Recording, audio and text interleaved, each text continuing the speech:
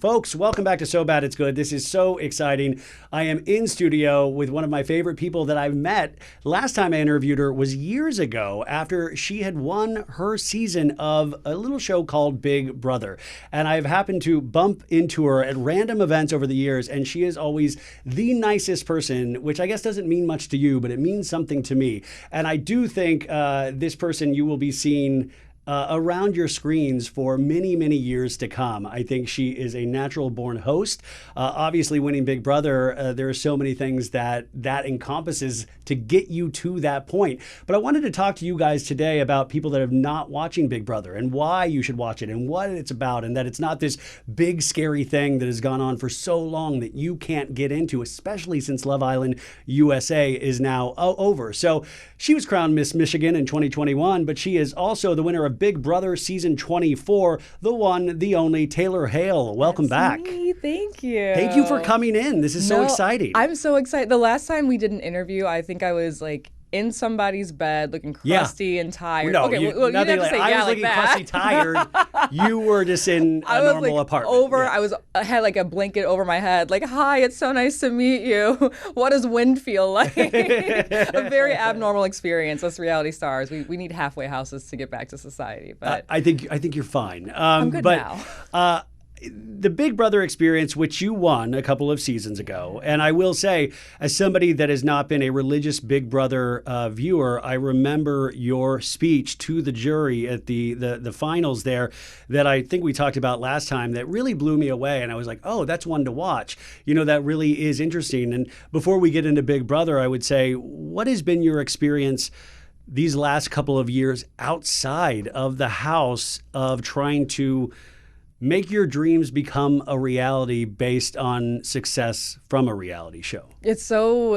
I'm not going to sit here and say, like, I'm the most unique person and I'm so special, because I'm not. There's a dime a dozen of us reality stars, right? But the goals and dreams that I have are more focused on hosting. And I love talking about pop culture and reality TV and movies and music. Like, I don't want to be the influencer that is just that girl that was on a reality TV show and is lucky enough to like get in all the brand deals and kind of go solely on personality. Like, I want to be working in entertainment. And so a lot of what I've been doing in the meantime has been a little Big Brother focused, but fully in the interviewing space. Yeah. So I've been working with Entertainment Tonight as a guest correspondent these past couple seasons, interviewing the house guests that have been evicted, which has been so much fun. I've been doing now the roundtable jury hosting for Big Brother. I replaced the host. Hey, Will. He did it for 10 years. Sorry, Will. Yeah. So I love you so much, but you have your fun elsewhere. So it is funny, like, finding the balance between reality TV and influencing and being this public figure known for being in a house with a bunch of strangers and winning.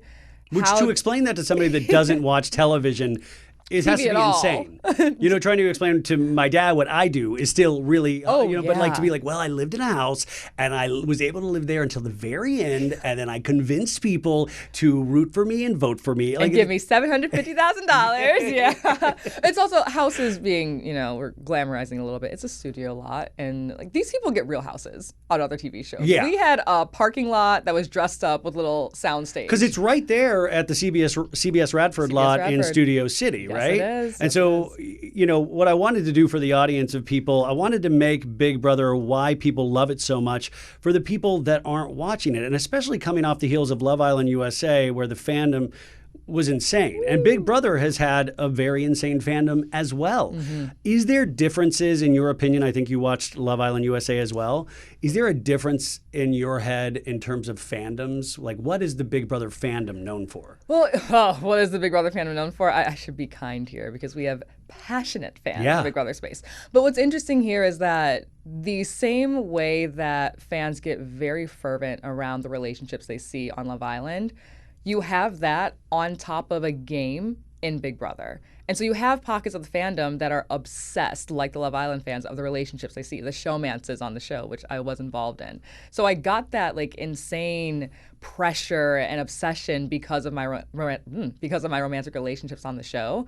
But you also have a fandom that is so like intrinsically tied and invested in the way that people maneuver in this game, because it's like playing Monopoly, Sorry, Trouble, any of your favorite board games. There's a strategy to it. It's strategy. It is the most all-encompassing, consuming game that you play because you're playing it 24/7 for, in recent seasons, up to 100 days. The game doesn't end.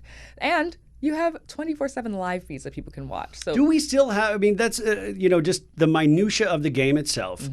Do we still have the live feeds? Because, like, I heard it used to be 24/7. Well, 24/7 is as accurate as possible, right? There are times where they will turn the feeds off because they're filming a competition. So when you have production piping in, you can't have a camera on that because you're filming that for the show, right? There are other times where, let's say, a nasty fight breaks out. Maybe they'll cut it. Maybe they'll cut the cameras off because it's getting a little too intense or it's getting just a little too emotional. Or maybe someone has a mental breakdown and they say this is maybe something we shouldn't be exploiting or observing as an audience or projecting to an audience. Let's cut this down, figure out if it's a mental health situation, handle it, and then turn the feeds back on. I think there's a lot of conversation about, do we cut the feeds to protect certain people, make people look good? And that's something, I don't make that call. I have opinions on it, but I'm not the one making that ultimate decision. But I think for me, my lifeline compared to any other reality show on Big Brother specifically was knowing that those live feeds were there to show as much of the truth as possible. So in a sense, even though you were being truthful, that was a part of your game and strategy of they will be able to see overall who I am and the type of person that I am. 100%. These other shows, like I was recruited to go on The Bachelor, a handful of other TV shows, and a lot of these shows are famous for editing their contestants. I mean, I was just talking to Chris from Love Island, and I mean, unfortunately, I don't think this is going to make the interview because we're talking about production in terms of his show. Sure. But you have to remember of like there are rules, and there, what we see is edited down, and it is the truth, but it's only a part of the truth. Just a portion of the truth. Now, imagine you could have that conversation. Think of any conversation you've seen on Love Island. Imagine if outside of what you saw on the TV show, you also saw in real time on a live feed camera from Fiji to wherever you are living. I'm on the toilet pooping and watching this conversation happen in real time. Thank you for that image. Yeah, of course. It's beautiful. You're welcome. But I could be doing that and then two days later see that conversation on TV. And I could go on Twitter or Threads or TikTok, wherever, and say, we all saw that whole conversation, right? I could even have clips from the whole conversation and post them and be like, here are the discrepancies. That just happened on Big Brother. We had something called Showergate. Yeah, you guys. So we're talking on Wednesday. By the time you listen to this, there'll probably be 4 episodes, I think. But 2 episodes in, the big thing is #Showergate, where the head of household, this girl uses his shower. I'm forgetting the girl's name right now. Ashley. The name, that's what I want to, I've told you guys this many times. I want a digital name tag that is attached to each person for the first 2 weeks of the show that just moves with them. Just so you don't have to, like, what is that person's name? I think it would help a lot of people. That. The technology's there. I like that. But the Showergate, so she's in this shower and people are going, listen, I think she had like a really bad stomach and had to shower off. But why are people so livid about the Showergate? Yeah, exactly. Why are people livid about Showergate? So let's just do a very cursory overview of what Big Brother is. There's a person who wins what we call head of household, and this person gets a private suite for the entire week where they have to make powerful decisions, whatever. The first head of household, his name is Vince. He opened up the room and said, anyone can come up here, take a shower, use the bathroom, because in the Big Brother house, there are only 2 communal showers. One has hot water, one has cold water. How hot is the hot water? Is it like scalding? If you're in there first, it's pretty hot. Okay. But if you're like the 7th person in the shower, you might as well take a cold shower. There's also 1 toilet for all 16, this season's 17 house guests to use. I'll never be on that show. Yeah, it wouldn't be good for you. But you surprisingly get used to things when you're fighting for the money. 1 toilet, my God. Toilet. So he opens this room up. He says anybody can use it. Anybody can use it. Now, I will, in defense of just like common courtesy, he had not gotten to shower yet. He had not gotten to use his own bathroom. Like, first situation, you want to break your stuff in, you know? But Ashley comes upstairs and says, hey, can I use the shower? We're assuming it was busy downstairs, whatever. Vince goes, absolutely, yeah, go ahead. She goes, cool, I'll be 10 minutes. The edited TV show cuts downstairs to the house guests being like, hey, has anybody seen Ashley? It's been like an hour and a half. It's been like 2 hours. Where is this girl? Is she taking a 2-hour shower in the HOH room? Has she been up there that long? Yeah. And the TV show keeps cutting back to Ashley in the shower, Ashley in the shower. Vince falls asleep in the bed. I am a live feed viewer. Oh, I'm sorry, I'm getting ahead of myself. We cut forward. Ashley gets out the shower. Everyone's like, can you believe this girl took a 2-hour shower in the HOH room? Oh my gosh. Oh my gosh. It is used to show us, to lead us to believe that that is the reason why she ends up in jeopardy later on in the game, which we'll get to. I'm a live feed watcher. I watch the live feeds when they turn on after this episode. Come to find out, Vince was not bothered by Ashley using her shower, first, for a long time at all, and second, she was only in that shower for about 15, 20 minutes. And the rest of the time that she was upstairs, they were chit-chatting.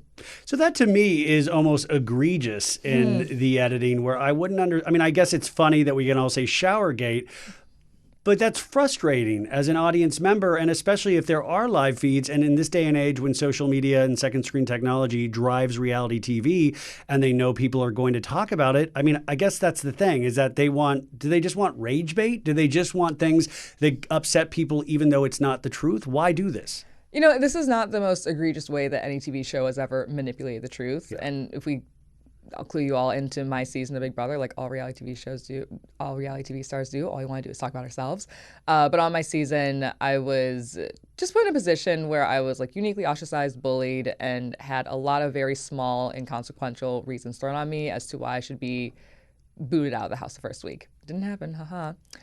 There were so many parallels and so many small reasons on why that first week you want to target somebody, that the smallest reason the house can find to jump somebody and say, hey, it's not going to be me that's going, it'll be you. You took a 2-hour shower. Oh, I can't believe she did that. That's crazy, right? Crazy. Because conventional wisdom would also say if you are new in the house, everybody's just getting to know each other, don't do anything that's going to make you stand out. You would think that, yes. And so the smallest reason, everybody's looking for the smallest reason to target somebody so that they're not the ones in jeopardy. It happened to be that the cards fell this way where Ashley was the one who was targeted, but it's just so frustrating to see the smallest reason be presented through the edited TV show as a much bigger deal, because in reality, Ashley wasn't being inconsiderate. She wasn't doing anything to actually be unaware or unself-aware of what was happening in the house. The house just blew something up out of proportion. What I would wish we could see is different is the show being like, look at these house guests. They're kind of crazy for blowing this thing out of proportion, instead of labeling it Showergate. Well, can you believe Ashley? I mean, listen, in my reality show lover's mind, would I love for somebody to take a 2-hour shower? Of course. I wish hysterical. She did. I wish she took a 2-hour shower. Could you imagine if that truly happened? But I also want a sense of, I want real in my reality. Yes. Like I also, and just to let the audience know too, because it's already insane. This season, it's Hotel Mystère. And so there's like a theme to it. And Murder Julie mystery. Chen Moonves in the first episode gets kidnapped. Like we don't know where there's a shoe on the stage. Who has kidnapped Julie Chen Moonves? And there's like a Jimmy challenge. There's a challenge to be able to find Julie Chen Moonves. And you have this like weird guy in a mask. I'm like, hello, Big Brother people. I have kidnapped Julie Chen Moonves. And there, so each season, is there this insane back storyline? The first few weeks, by few I mean 2 to 3 weeks, yes. Like they open up the show with something crazy. It's usually not this insane. There's usually not this is like a big. There's a lot of wackiness going on. Yeah. It makes it kind of hard to defend the show, and I love this show. I'm not defending. Oh no! I will own this. Yeah.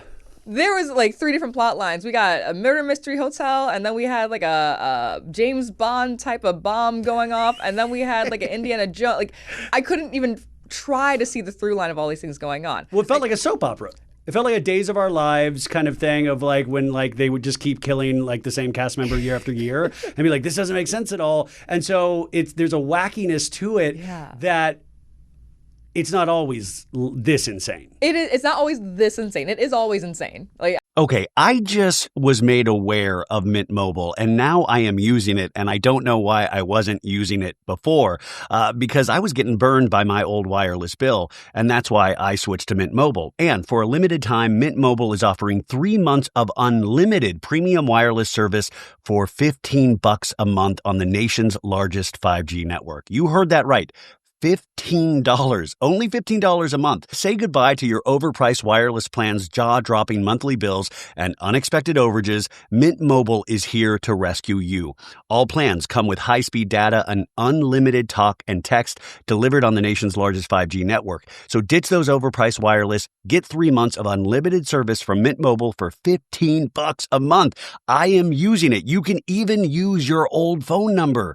This year, Skip breaking a sweat and breaking the bank. Get this new customer offer and your 3-month unlimited wireless plan for just $15 a month at mintmobile.com/SoBad. That's mintmobile.com/SoBad. It should be so good, but the show is called So Bad, so I get that. Upfront payment of $45 required, equivalent to $15 a month. Limited time new customer offer for first 3 months only. Speeds may slow above 35 gigabytes on unlimited plan. Taxes and fees extra. See Mint Mobile for details. Folks, if you've been listening to the show, you know that I have been on a health journey for the last couple of months, and it's going amazing. But sometimes it is so hard to go out to the store, get all the things that you need, and then cook for hours to try to uphold a healthy lifestyle. And especially because it's summer. And summer, you want to spend as much time outdoors or recording podcasts that you possibly can. So you do not want to be spending those hours cooking inside. And that is where Factor comes in. Factor's chef-crafted, dietitian-approved meals are ready in just 2 minutes, taking the hassle out of eating well. Factor meals arrive fresh and ready to eat, and it is perfect for any active lifestyle over summer and beyond. Get this, they have over 45 weekly menu options. You can pick gourmet meals that fit your summer gains and goals, and you choose from options like Calorie Smart, Protein Plus, Keto, and more. Factor powers your day sun up to sundown with nutritious breakfasts, on-the-go lunches, premium dinners, and guilt-free snacks and desserts. Factor has your whole day covered. Enjoy more this summer. Get Factor if you want all the flavor and none of the fuss. Get started at factormeals.com/SoBad50off and use code SoBad50off to get 50% off plus free shipping on your first box. That's code SoBad50off at factormeals.com/SoBad50off. So that's SOBAD, the numbers 50OFF for 50% off plus free shipping. Factormeals.com/SoBad50off. We could call a spade a spade. It is always insane. There is some crazy theme. My season, we had, it was like Palm Springs, BB Fest, and every competition that we did was named after some festival. So there was a Dyer Fest, Fire Fest, Big Brochella, Coachella, fun, silly things like that. But the actual through line of the wackiness only lasts maybe the first 2 or 3 weeks, and then you really settle into, okay, here's the gameplay that's happening, here are the relationships that are happening, and that's the main through line of what Big Brother is. It's a social strategy competition game that breeds very, very deep parasocial relationships with people who watch it, but that is part of the game that we all sign up for. And this lasts 100 days. We usually like I'm part of production. Usually 90 days. 2 seasons ago, it lasted 100 days. I think that was because of the strikes, but that's my personal opinion. But yeah, it can be up to 90 days, plus up to 90 or 100 days, plus a 2-week sequester, where you get what we call kidnapped from your friends and family. No, the TV is removed from your room, the phone's removed from your room. You only are given like the tiny little portable DVD players that we used to get in like 2000. Yeah. They're kind of like, they flop, they're kind of broken. Yeah, I remember those, yeah. Yeah, and they give you a whole big book you can call production. There's one phone in the room. The phone will only dial to HQ. You say, hi, my name is TYL. That was my nickname, so no one can understand like what your voice is in the hallway. There's a black tape on your peephole so you can't look out or in. And you call and you say, hey, can I have the music book, or can I have the movie book? And they'll bring down a giant collection of DVDs that they had from all the years, and you just watch whatever random movies. I was a big Shrek 2 fiend when I was in sequester. Star Trek 2? No, Shrek 2. Oh, I was like Shrek. I do love Star Trek. Yeah, I was like, okay, cool, it's Trek 2. Fantastic, but Shrek 2, yeah. So this is like them trying to acclimate you to what you're about to go into with Big Brother by taking everything away. In a sense. There's that, and there's also the idea that you don't want to be spoiled by the public. So the whole idea is that you are walking into a house without anyone knowing who you are. So you could be anyone you want to when you walk into the game, which is exciting for someone who is famously kind and nice. I wanted to be a little mysterious and devious. Didn't end up playing that way. Well, I mean, so you're going into this situation. Were you the biggest Big Brother fan ever? Because you'll see on all these reality series like Survivor, the fan, like they're so like, I've watched every season of Survivor and this is how I built this game in my backyard. Exactly. And sometimes I feel like that ruins the experience because well, for me personally, as watching Survivor every season, is that sometimes I just want people that are amazing that don't know because they're looking to make these big moves immediately because they saw in season, 30, Russell Hans did this and I've got to make my moment. And so then you're competing against past seasons as opposed to your own journey. Yeah, I mean, that's the consequence of reality TV in the modern era across the board, right? The meta-analysis, the meta-game of we're in a generation of people who have grown up with reality TV. And so they are, for better or for worse, mimicking and inspired by what they've seen on TV. You see it on Housewives all the time. You see it on Housewives all the time. Now we have a literal TV show, Next Gen NYC, of people comparing the kids and their motives and their actions to what they've seen their parents do on Housewives, which could be good or bad depending on how much of an actual personality those kids have. And some have it, some don't. Some don't. Yeah. They're really having to really edit these kids, like the ones that don't have personalities. But it is funny. It's like, talk about generational wealth. It's like, instead of passing down a fortune, I'm going to pass down this reality show to you. Yeah. So you weren't really studied up on Big Brother. I was studying. So you did the whole beauty pageant thing. I won a pageant, went to Miss USA, didn't win, didn't place. Won Miss Congeniality, cool, I'm nice. Didn't get any money for it. I got a random DM on Instagram from the casting director of all the CBS reality shows. And he asked me if I wanted to do The Amazing Race first. And I said, no, I don't want to ruin a TV show or ruin a relationship for a TV show. But in his bio, it also says Survivor and Big Brother. I'll be damned if I'm out on an island. That's not me. No, sir. But I said, how about Big Brother? And he said, we start casting in a week. I'd love to talk to you about it. We got on the phone, and I just kept making it round after round after round. Is this Jesse? Yes, it is. Yeah, I love Jesse. He's the best. Yeah, he's a great guy. He's a great guy. And congrats to him, by the way, for being nominated for the Emmys for casting. Isn't that cool? This is the first year on the Emmys, which the nominations were announced, where they are actually honoring the casting directors on some of the favorite shows, reality and scripted. And I think this is long past due. Yeah, I mean, it takes a lot of work to find interesting, dynamic people. And, some people get removed for whatever reason. So to be able to put together a cast of unique people that will really carry a TV show, it's a job I could never do. But all that to say, he found me, plopped me into this space. And as I was going through the casting process, I was like, well, I want to know what I'm getting into. So I started binging seasons, taking notes, less about the gameplay and more about what are the personality types here? Where do I fit in? How would I maneuver in the house? Because like I said, if you follow a strategy to a T, someone's going to clock you and say, I saw you doing what Dan did. Yeah. Goodbye. Yeah. Get out of here. Dan Giesling, or you pulled a Brittany or a Danielle or any of these people. So when you're going down character archetypes and not necessarily the game, what did you find in terms of Big Brother for the people that don't watch it? What are the most common character archetypes? There's generally a nerd. There's like a yeah, we have a guy that plays Dungeons and Dragons. He's afraid to admit it. He plays on this season, and I was like, be proud. By the way, I don't even know that it's like that's a strategy game as well. It is, but I think that's why he's afraid to admit it, because people know it's a heavy strategy game. Yeah. How can I trust this person? But he's also like this big dude, big jock type dude, which is another character type. You have the jocks, the bros, who usually are going to win all the competitions. You have the pretty girls, like the glamorous girls. Famously, like the VIP cocktail waitress is what the job used to be. And those are like your bold, brash, beautiful women that are always like, people hate me because I'm beautiful. And then you have like a kind of a nerdier girl or a quirkier girl. Some are very woo-woo, and you're expecting these women to hate each other. You'll usually have one gay person, which let's work on that. But it's like a gay guy on the show. Usually he's a nerd or a super fan or has always been on the outside in society. So I say this to say there's so many different types of characters that end up in this Big Brother house, and that's by design. You have different people because this house is a microcosm of society, like so much of reality TV. But you have some people that are rich, some people that are poor, some people that grew up with money, some people that are educated, not. What happens when we put all 16 of these people in one space to battle for $750,000 with the last 9 people eliminated voting for the winner? In the jury. Yes.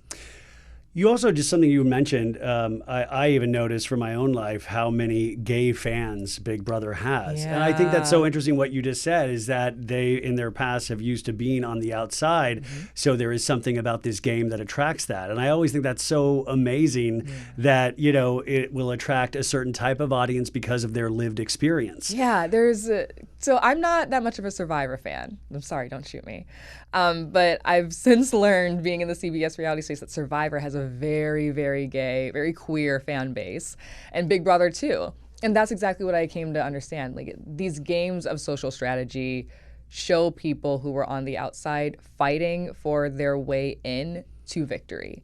And, you know, as a Black woman in America, that is something that's been my journey and so much of my real lived experience. So going on Big Brother, playing the game, having the archetype of the beautiful women, the pageant girl, thinking it would be a little bit easier for me, pretty privilege did not help me. There are so many other factors that will take you steps back when you think you're making progress. And so the game is about, how do I use these assets, these stereotypes, these ideas to maneuver or manipulate so that I can come out victorious. And, you know, it's frustrating when you see people who in society, usually, like, society is built for certain people to win.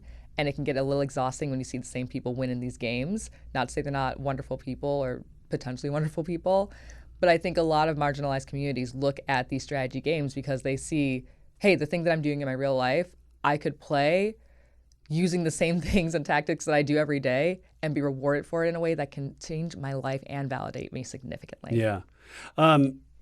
You mentioned we have the wackos sometimes on these shows, the big personalities. Oh, yeah. And, you know, sometimes I question, do these people know how big of a personality they have? Do they put this on as some sort of strategy? You know, like, is it unfair to cast these kind of insane personalities because it could be a disadvantage? You're potentially laughed at on television, or you're playing so wildly and loosely and just off the cuff because of your personality that it makes other people uncomfortable. Do you have any opinion on that? I think self-awareness is key.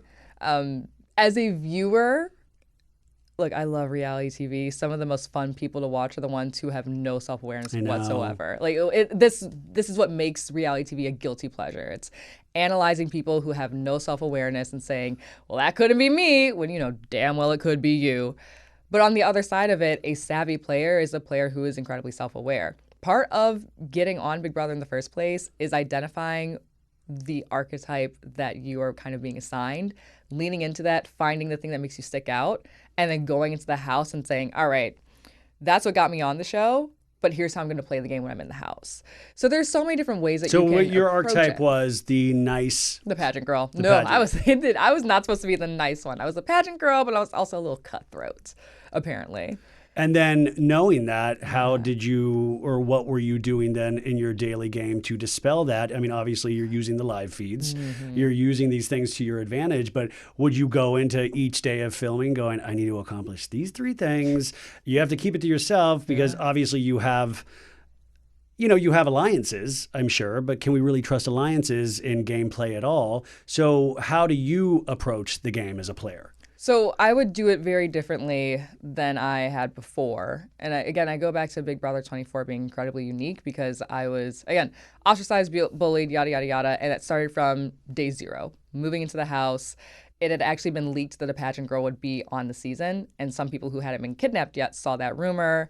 They let whatever stereotypes there were of pageant girls seep into their head. Meanwhile, I'm thinking it's a secret that I was going to reveal. Day 1, I walk in, I was like, hey, guys. You know, I won a pageant and it was really important to me, and I'm here to show that the idea of what a pageant girl is not what people think it is. It was too late. You're like, shut up. Yeah, literally, I was labeled a guy's girl. I was mocked for the way that I walked around. I was in the worst position in the history of the game from day 0. And so my strategy at that point wasn't, okay, well, I'm going to be this big, brash, bold player, because I just needed people to like me at that point. And so through forgiveness and kindness and just a relentless pursuit of refusal to give up on relationships, I was able to build bonds that got me through round after round. Has that been you your entire life? Or is that resilience and strength you found in a game where you haven't found in your life? You know, I think I was able to pull it off in the game because I have done it throughout my life. Yeah. And that's what makes Big Brother great, right? It's using the skills that you already have and applying them in a way that you can say, okay, like, if this is how I navigate in the real world when I'm in a position I don't want to be in, how can I use this to secure my own safety, navigate relationships, and make sure that jury is going to give me the cash at the end of this. So this is for $750,000, which is a nice chunk of change for 100 days in there. And also it sets you up for the future in potential dreams that you want to accomplish in your life. So to go back, there is a head of household. They have these special privileges by winning a challenge. They get, voted. So they have a bed, they have a shower that people can use for 2 hours at a time.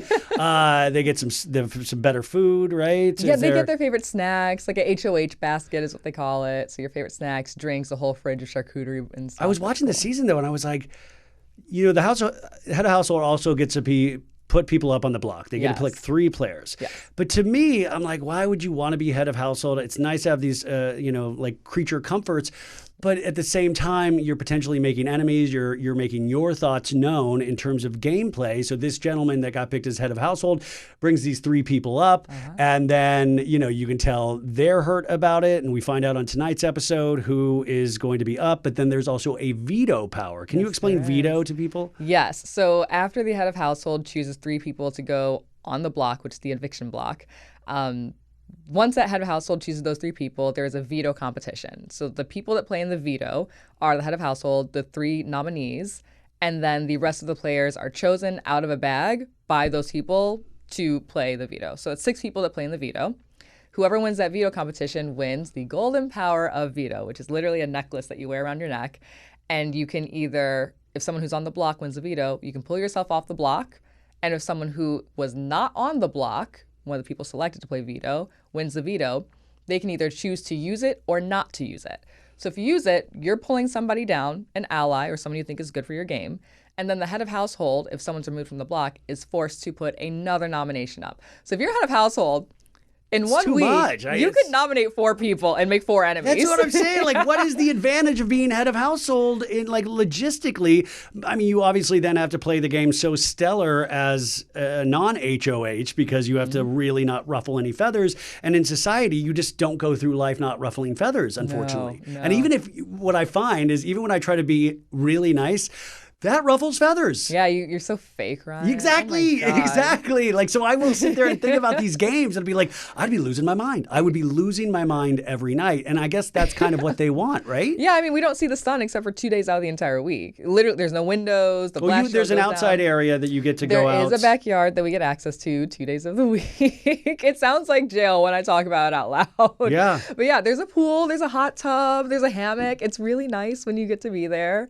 But when that blast shield closes, you are inside. That's what they call it. Yeah, and you have the voice of Big Brother, right? You have the voice of Big Brother. And so anything you do that is wrong or something, you will hear House guests, don't do that. Yeah. Stop that. They literally say, stop that. Well, I was reading this, I think it was in this book, excellent book, Cue the Sun by Emily Nussbaum that came out last year. Yeah. Talking about Big Brother. Yep. And I believe it was 9/11 happened while the Big Brother contestants were in there. Mm-hmm. And there was a real debate of letting these contestants know about 9/11 or not.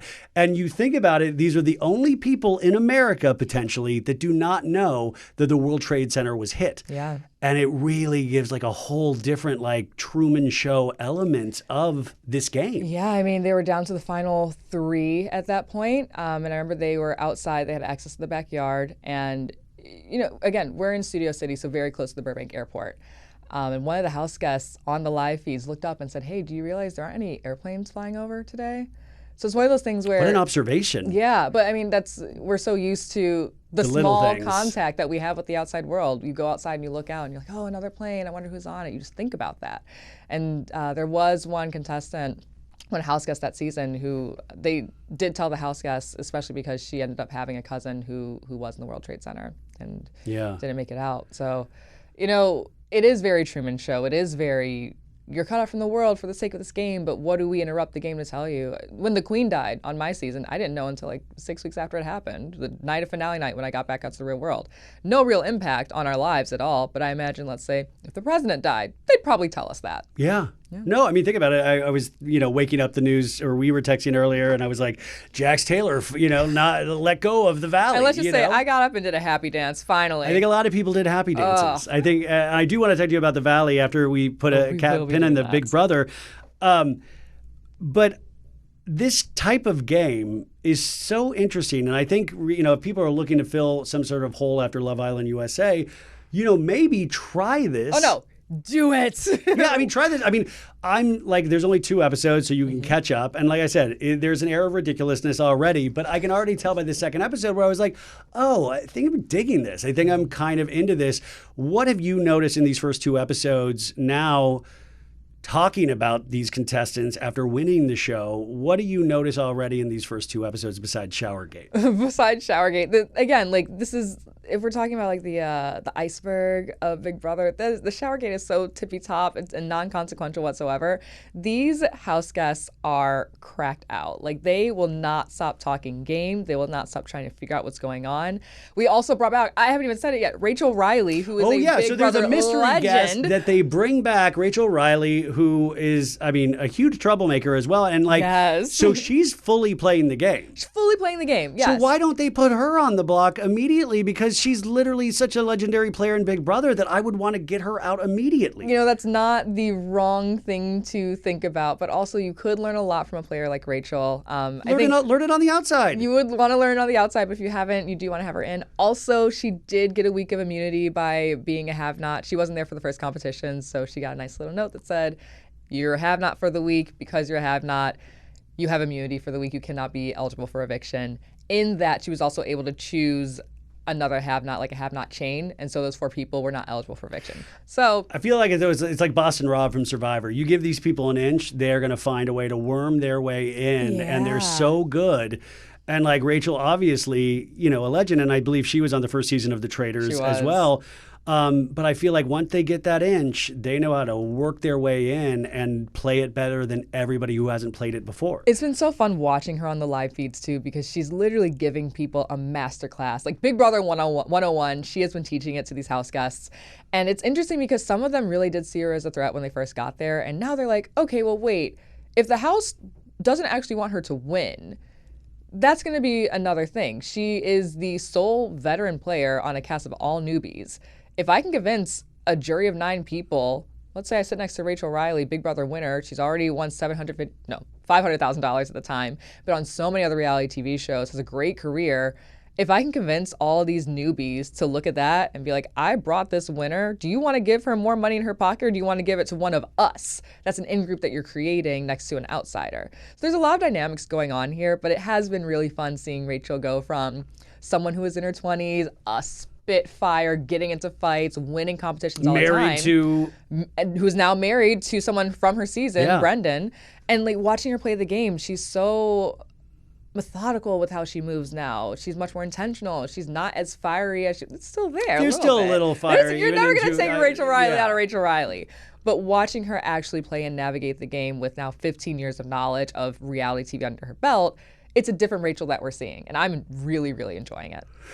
Were you approached to be the secret guest? No, I was not approached. Because when I first heard that there was going to be a secret, I was like, oh, is it Brittany, who I'm a little familiar with? That'd be fun, yeah. I mean, Danielle coming off a very contentious season on The Traitors, who was from Big Brother as well. So I was wondering if it was going to be one of these people, but I did know Rachel. So I was like, wow. It's not just knowing Rachel, but it's also knowing how much Rachel loves Big Brother. I mean, they did Big Brother All-Stars in 2020 or 2021. I think it was 2020. They did Big Brother All-Stars. She was pregnant at the time, and she was still trying to find a way to make it happen. She was like, no, but like I can still go, right? Like, please let me go do this. She loves Big Brother so much. And, I consider like a cousin. I don't want to call her auntie, but she's like an older cousin, and I'm just so happy for my friend to go and play this game again. And then as a fan, I'm so excited to see the Rachel Riley, the argument starter, the troublemaker, the catch line connoisseur back in the Big Brother house. A floaters grab a life vest changed my life when I saw it. That meant nothing to me before I got, I almost said drafted, before I got recruited for Big Brother. You say drafted, yeah. Honestly, it was war. So. So, I mean, we have this season that just started, and I want to say, once again, this is like not a plea to new viewers, but say give these new shows a chance, because I love talking about the breadth of reality television. This is a huge piece of reality television, which we want to keep going. But I would also say, if you are a huge Big Brother fan and you're somebody that is paying attention to the live feeds, you're on social media, you're making the videos, all of that stuff, my plea is be kind to new viewers. Well, welcome them in. welcome them in. I think we came off a Love Island USA season, which was also contentious, and we had 40% new viewers that had never watched Love Island before, and they didn't know that this was any sort of weird season because, I was here going like, well, this is not what it's like. People find love, like an old man shaking his fist at the sky. Yes. But like, welcome new viewers in. That's what keeps this show going. It is not just what keeps the show going, but it's also what brings in a new fan base and pool of contestants. And like, again, I keep going back to saying this is the most interesting and complex social strategy game. So when you have people get invested, and I'll even say, like, have this parasocial relationship in a way that you cannot have on another TV show. You're watching people wake up in the morning. You're watching them, the amount of people that have come up to me. So the live feed's Paramount Plus, right? Paramount Plus or on Pluto TV for free. Pluto TV for free. Pluto TV for free, and yes. There's a separate channel you can go to. Separate channel. You can watch it on quad cam. You can zoom in on one of all 4 cams, but those 4 cams are always going to be streaming. You can watch people sleeping in night vision. Where did I hear people saying that like they took away live feeds or something? Was there something with the live feeds? I saw Big people Brother complaining Canada about it. took the live feeds away. Oh, weird. So, yeah. Okay, so you really can go 360 on this show. You really can. You can really get obsessive to the point. Yeah, I mean, imagine watching Love Island and instead of seeing it every day but hump day, you're watching that relationship form from day 0 to day 100. Unedited. And you feel like you're a piece of that. You're a part of that, which is that parasocial element. Yeah. Talking about showmances, Love Island USA, we're watching these people fall in deep like or love. Deep like. Nicolandria of it all. Where I'm a Nicolandria stan over here. I love that. It's so, they called us crazy. They said we were crazy. Because you are crazy. We always win. We always win on top. Nicolandria stands. Okay. Stand with me. No, stay with me. This is... And by the way, so I was watching a video last night of like, how dare people say they're not Nicolandria? It's not that. It's that I saw Alandria not really into Nick after that conversation where they were like, you know what, not really feeling it. Nick's a horny dude. Nick just slept with Sierra the day before she left that island. So I'm thinking like, of course, like she's the most beautiful, Alandria's the most beautiful girl of all time. Yeah. Of course he's going to want to like smooch and stuff like that. Yeah. No, Alandria, I almost feel like America... Like, we convinced her. Like, we made her. She was like, well, maybe America saw something I didn't see. But I got to take this angle, as a woman that is so compelling because we can see one side of a man and then so many other people can see another side of a man. And so if I'm on a dating reality show, which I will never do in my life, ever. By the way, pull this clip. I want to use this in a couple of years. Thank you. I will never do a dating reality show. But if I'm on a dating reality show, and the audience is clearly pulling me away from one man and pushing me towards another man, I'm going to assume it is because the man that I'm currently connected to is showing America a side of them that is toxic and harmful to me, and the one that they want me to be with is something that is more nurturing, gentle, and positive to Taylor, me. let me push back on that. In America in 2025, do you think we're making great decisions? Do you? In voting? I think we like chaos. I think we like chaos. We love to like. Oh, we've made like amazing decisions with Miss Amaya Papaya. hey, she's wonderful. Okay. I we like get Brian it right too. every now and then. We really do. Well, I'm not saying this is wrong, but I have hope and faith. Believe. 2025. No, I will say, even by that. We are not going back. By the final episode, I was like, okay, this is cute. And I've been watching all of like the TikToks and all that stuff and them holding hands at Disneyland. Aww. And I just talked to Chris and they're all in this house together. And I was like, he's like, no, it's like really cute. It's like really awesome to watch. And so, yes, but I just don't trust men in general. I'm a man. I don't trust myself. And I just know that I think Nick is... trust myself? Wait. I think Nick is super funny. I think he's like really quirky and funny and stuff. Super hot. But... Okay, see, I don't trust him with you either. Like I'm not doing anything. I'm not doing anything. I'm Nick and Alandria. I got my own people. So Showmance, though, Yes. What is it about these closed-off environments? Does it encourage showmances? Is that just natural humanity? You obviously did have a showmance. Did you feel like you were pushed into that in any way? Oh, well, it depends which one we're talking about. The one that was on the show, I was bored and horny. And that is just like... A special episode of Big Brother. Bored and horny. Bored and horny. I wish I just said that sometimes. But over here, I'll say it. Like, I was in I almost want to call it a freak mance because we were getting nasty. I was in a showmance at that point. But it was more like, he's here, I'm here, you're horny, I'm horny, and this is just a matter of like, let's enjoy this while we're here. I wouldn't say there was a real emotional depth in that connection. It was really just like, let's have fun while we're here. Were there thoughts going through your head, though, of pursuing something outside the house? No, live feeds, people at home, family, all of that. How do you get over that element of things?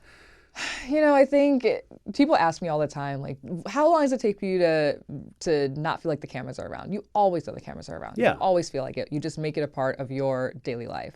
And so talking to the camera, telling the camera what's going on in your head, opening up everything and communicating that to home or whoever's watching, that can make it an easier experience. I wish I was more specific with that communication of, hey, this is just something I want to have fun with in this house. Don't worry about it. And yeah, I also know that on Big Brother, they will cut away. Like, you'll start making out with somebody, and if it's getting a little too hot and heavy, they'll cut the feeds to something CBS, else. yeah. It's still CBS, so they're not trying to sell sex on TV. But you do know when it's about to happen, and then when it's done, they'll turn the cameras back on in the room. And us pervy little viewers at home are like, yee! Oh my God. Or even that Love Island USA, black and white, woo! Like, who's asleep and who's doing things with each other. They'll show more on Love Island. They'll show mounting somebody and the humping, and you're not getting that. We're singing Eat That Kitty in the Hideaway right? on Love Island. I don't think you'll get that song on CBS. Maybe on the live feeds, though. Wouldn't that be funny if it actually just randomly does, some reason, make it to Big Brother? Well, they were sequestered when Eat That Kitty in the Hideaway. No, but I'm just saying, if somebody randomly comes up with that specific wording again, and we're like, how did it get in there? Yeah. Maybe it's Julie Chen singing it. Who knows? I'm joking. Love for her to take a turn like that. What a pivot. What a pivot. Julie Chen has hosted this show from the very beginning. Yeah. And what does she mean in terms of the viewers and her role? Because she has stewarded this from the very beginning in so much. And, you think about Jeff Probst with Survivor. Mm-hmm. Chris Harrison didn't make it in The Bachelor. But Phil Kogan on Amazing Race. Or even Ariana on Love Island USA. Yeah. It's the entrance point for the viewers, And what do you think Julie Chen Moonves brings to the show? Well, JCM, it's a mouthful now. I know. I was like, can we just say Julie Chen at this point? I guess she's making a statement, but Julie Chen. Julie Chen Moonves. Julie, I'd call her Julie.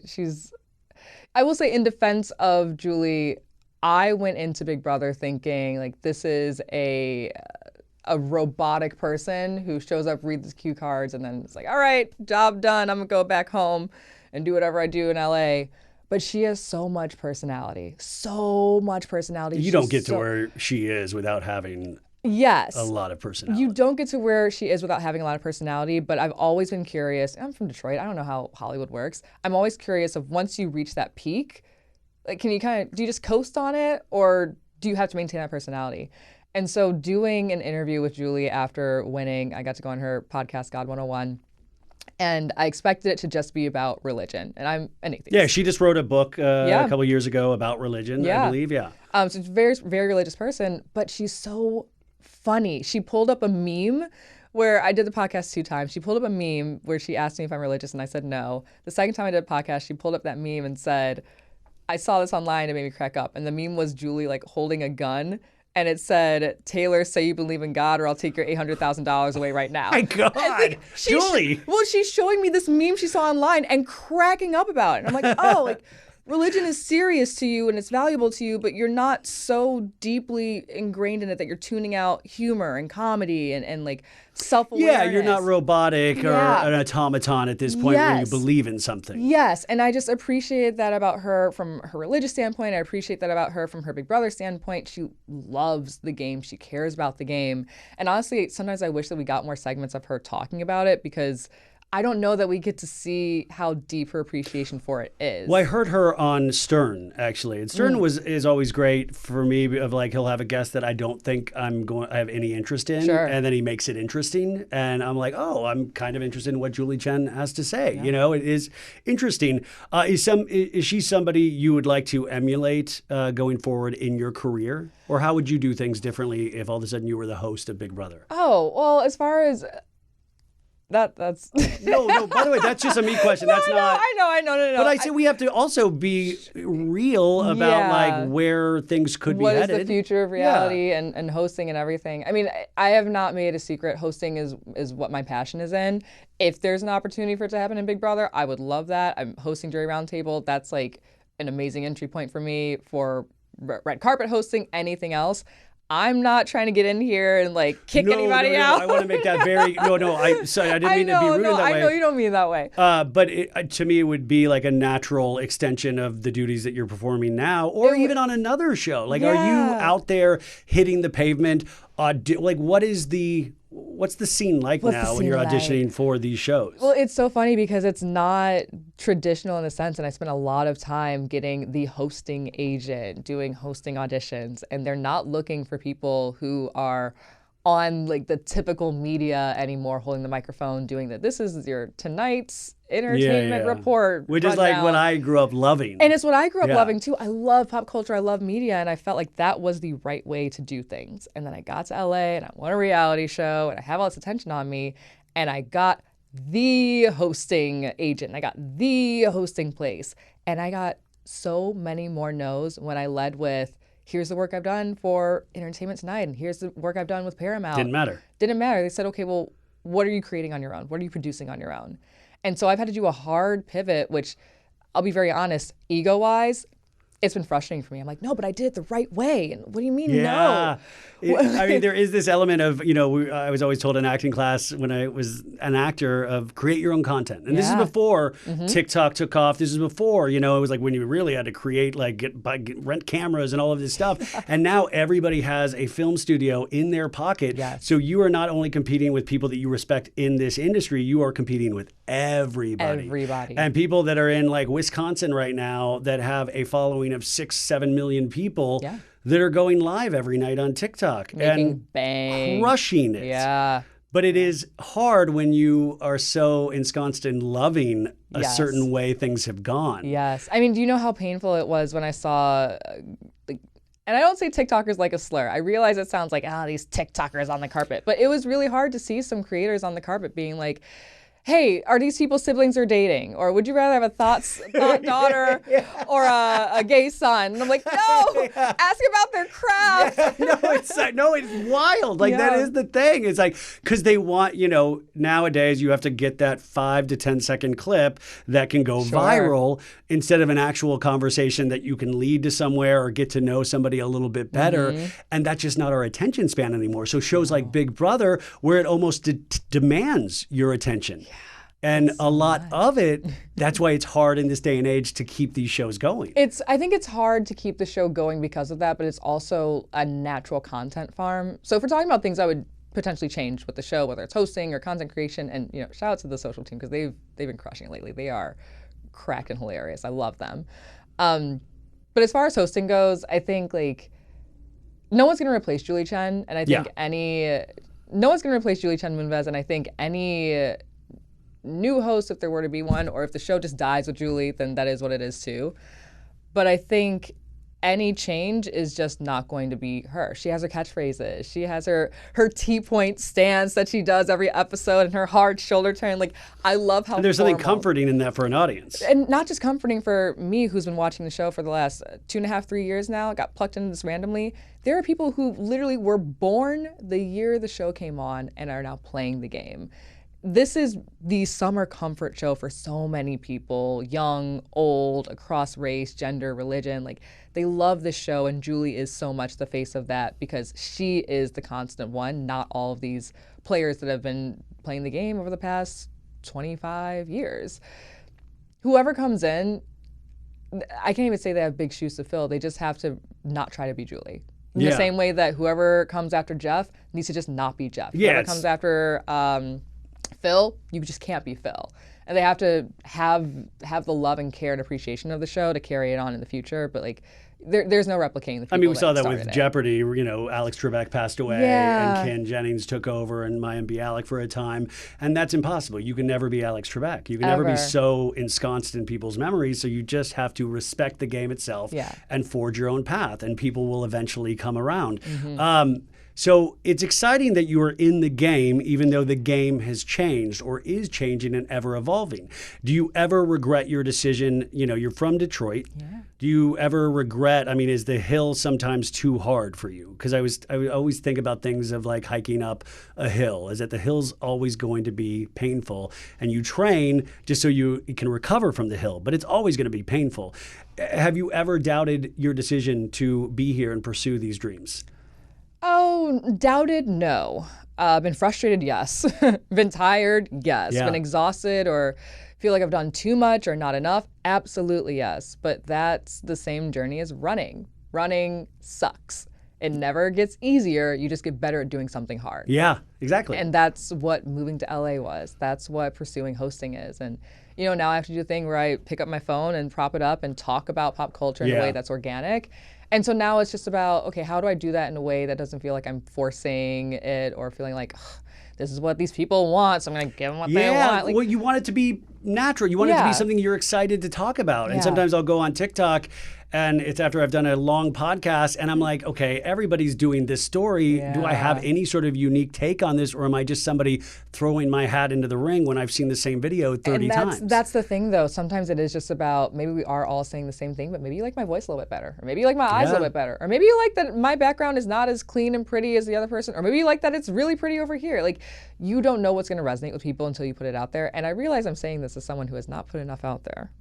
No, I mean, like I'll go weeks without doing TikTok, which is one of the, if not the number one social media app. It's a great way to grow. But it's also, being a slave to the algorithm is such an interesting beast, because you can't really predict. You could put all the work you want and I'm really proud of what I said in this, and it'll get the thing that you took 0.005 seconds to make will go gangbusters. And the thing that you slaved over for 5.5 days, 100 views. Yeah. 2 likes. And we both know influencers. I know people that make their full living off of TikTok, and it's a wild existence. You're like, when you watch it up close, you're like, my God. We're on this play, and he's making all these videos of lip syncing and all this. He's like just a businessman. And I'm like, you're always thinking about content. Yeah. And I mean, but that's the trade-off, right?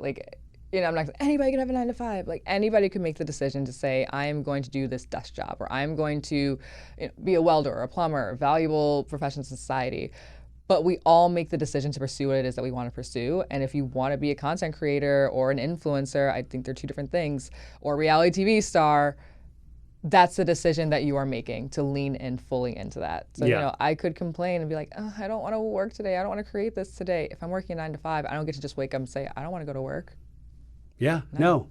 Yeah, no, period. We're on the last part of this interview here, but I wanted to talk a little pop culture with you, since that is what you love to talk about. We had breaking news, a lot of breaking news today.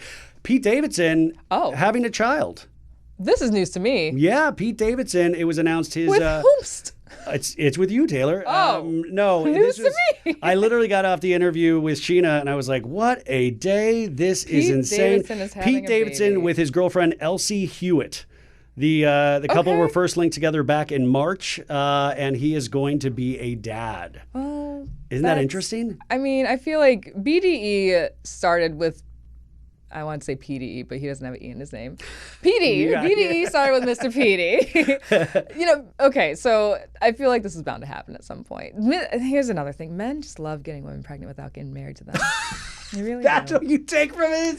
He didn't put a ring on it? So that's in vogue now, is men... It's too in vogue. It is on the front page of Vogue. I'm going to sound like a raging conservative right now, but this is my one thing. I believe that women should do whatever they want with whomever they want, with their bodies, do it all.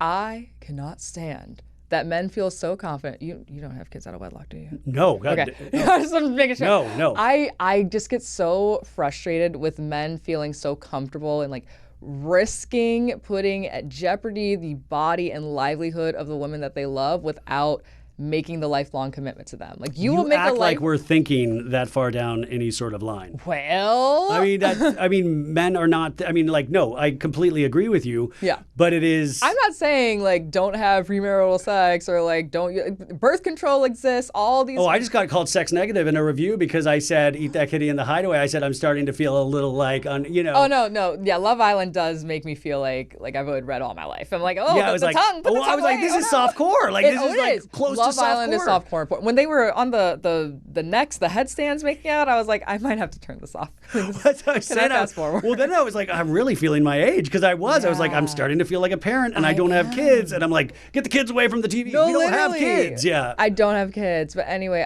I need men to not feel so comfortable nutting in women Pull this as a clip. consequence. Nothing. You put an H on that. Yeah, it's like why you're doing this without any consequence. You're promising the world and the moon and the stars to women without actually making a solid long-term commitment that benefits the women. Who benefits the most from a situation like this? The man. I saw something online the other day that said men want kids the way that kids want puppies.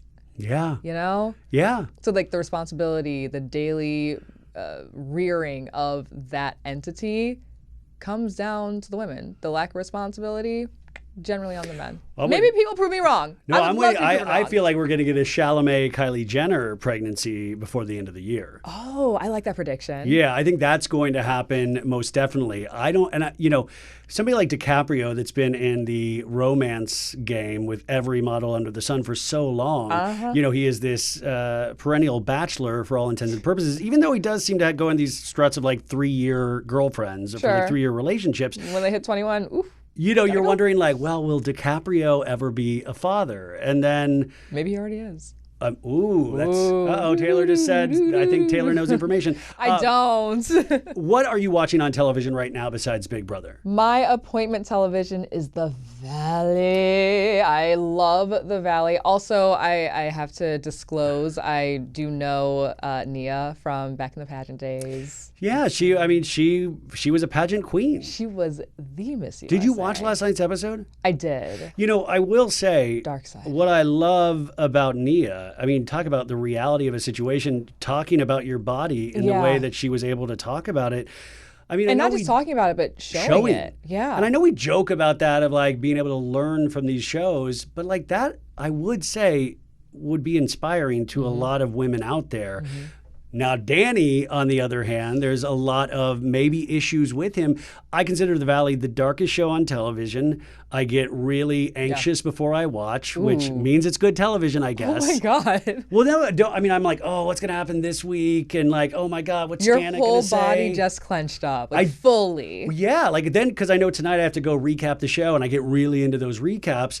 But you really try to argue it back and forth of your head of like, well, they're setting themselves up financially for the future. So what's revealing all of these indiscretions? Is this exploitative? Is this a choice? Is there such thing as choice when it comes to reality TV in the modern age? Yeah. Are people inspired just by past performances on reality TV and they're trying to throw everything at the wall? Those are the things that the viewers in 2025, I think it's a little schizophrenic that we're going through. Oh, yeah. Now, the Jax today, it was announced that he is stepping away.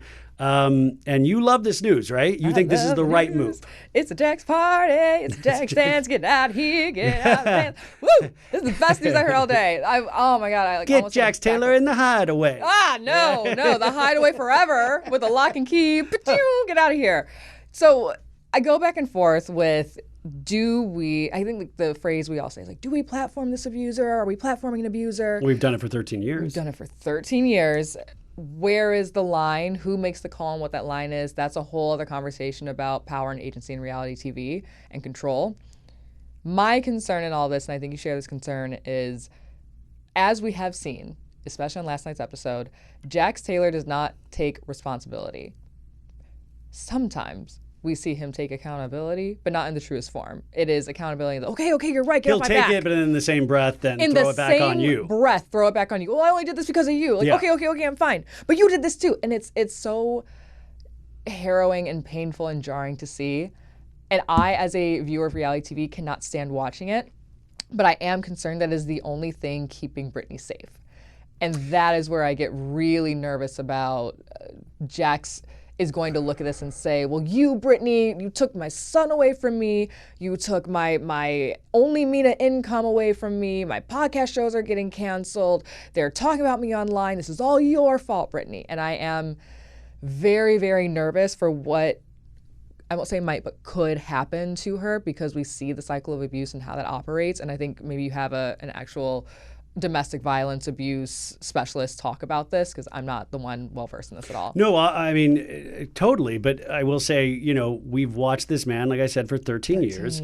We've watched how he moves. Yeah. And I'm not in any way doubting that he does have mental health issues. And I think there is something clinical happening. Mm-hmm. But when you've seen somebody do this so long that you can predict where he's going to go next and what he's going to say next, that's where it gets scary. And then the viewer, you'll find yourself bartering with yourself, even though you have no power of the show, going, you know what, maybe keep him up in a small capacity just so he can say he has a job. And that way he just leaves Brittany alone. And then you're like, that's crazy that I'm literally saying, let's keep him on so he's nice to Brittany a little bit. Yeah. But we saw in the second episode of the season when she demanded he go to this mental health rehab facility, he blames it on her. Like, I can't believe, I'll never forgive you for this. So if now he is, and by the way, I do think Bravo was kind to let him say he is stepping away, even though I believe this was a mutual decision by a lot of parties involved. Yes. A collaboration, if you will. Well, but if we're to judge all the past behavior, he should have been gone. But how is he not going to blame Brittany from everything that we've seen? But the way they worded that statement, I find fascinating as a pop culture lover, because it does leave a window open for him to potentially come back. He is stepping away for now. So I believe in my weird, not fantasy, but weird thing, I played it out where they've said, go work on yourself. Yeah. We want to see you better. We do believe in you. We can't have you on this show, and I think you know that right now, but get better. And, you know, you can come back at some point. That is what I personally think happened. I don't think you're wrong. So for all intents and purposes, Jax is on pause right now. He's the Dorinda medley of Bravo the Dorinda medley of the Valley. The male Dorinda. The male Dorinda Valley. But I mean, like, at least we like seeing Dorinda. At least, like, when Dorinda's on Traitors, I want to see her. I'm rooting for her. She's fun. I'm excited to see how she does on this upcoming season. I don't ever want to see Jax on my TV ever again. And the Bravo audience is female dominated. Any other TV show that he could be successful on is female dominated. I really get very anxious thinking about who is going to defend him and want to see him back, and even like what powers that are out there that are going to bring him back enthusiastically. Oh. Why? The Valley is very odd too, because, you know, with Jax being gone for a lot of the season, except for like brief little videos, you know, it didn't. Which was weird, by the way. It was like Blair Witch. I was like, why is this like a. It was like Blair Witch. Yes. But like, we see that the show doesn't necessarily need him at all. You know, is that there's enough mess in the Valley. And what I find interesting, maybe bringing Nia out of this, there's not really anybody aspirational on the Valley. There's nobody where I'm like, God, I wish I could switch my life with theirs. No. You know? Not at all. And I think that's a little different. Maybe Jasmine. Sorry, I'm getting texted about the Pete Davidson relationship. Any updates? Sorry, my dad's really, no. So the Valley, it is appointment television. Next week is the finale. We have a 3-episode reunion that they filmed previously. They filmed it a while ago. So we are not going to. Coming. Yeah, well, and that's amazing to see Dodie, and it is interesting to see how Dodie has changed on reality television. I think that's a positive story. What else are you watching? Oh, I should have thought about this. I'm watching Big Brother. I'm watching a lot, actually. I'm watching Destination X, which is another competition reality NBC, show. right? Yeah. On NBC. Yeah, I love that. I'm watching, I literally went through, like, Tuesdays are stacked. I watched NYC Prep. I missed that show. Not NYC I know. Prep. But see, I think this is the spiritual sister sequel to NYC Prep. It really is. And I love it. It's kind of just vibe. There's not like a hard storyline except for Charlie's like a douchebag and he wants his speaker back. You know, but even Brooks isn't the most dynamic on screen, so you'll find the editors working really hard of like having the Meredith voice. They have to do that a lot with him. Gia not really popping. But then you have Georgia, who I find kind of interesting. Georgia's interesting. Riley is phenomenal on the show. What is Bierman? You know I know her name. Ariel. Ariel is probably my favorite person on the show. And Amira, I'm partially because I know her and I just love Amira. So she's awesome. Yeah. So that show is out there. You know what else I'm watching? What? Bachelor in Paradise. Okay, so they just started last Monday. Last Monday. And this is another one that I thought, why are you debuting this in the heat of Love Island USA?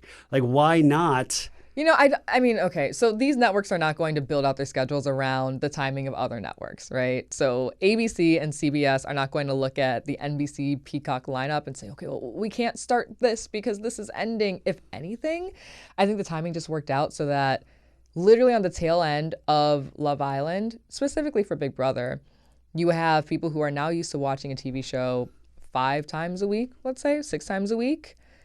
That's kind of easy a easy funnel to get people to watch Big Brother, which goes on 3 times a week, and you have live feeds. Like, this is something in the conversation that you can easily build into. Do I think the CBS execs looked at the timing of Love Island and said, yeah, that's gonna be perfect? Absolutely not. I think they looked at their fall programming. I think they looked at the football season and had to figure out what that schedule was, and that's just how things lined up. Yeah.